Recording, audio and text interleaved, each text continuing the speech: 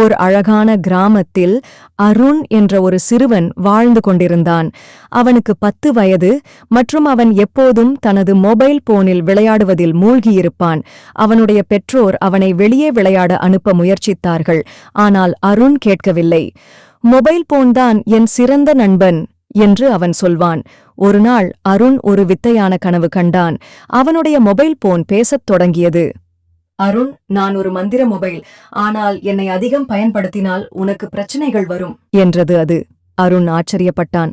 என்ன பிரச்சனைகள் என்று கேட்டான். மொபைல் பதிலளித்தது.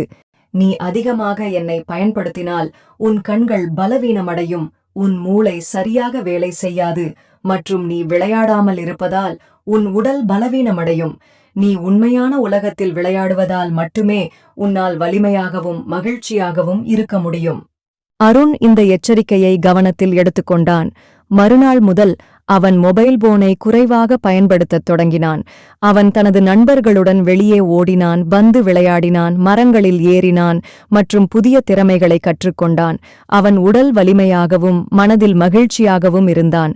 அருண் தனது பெற்றோரிடம் சொன்னான், விளையாடுவது எவ்வளவு முக்கியமானது என்று இப்போது புரிகிறது.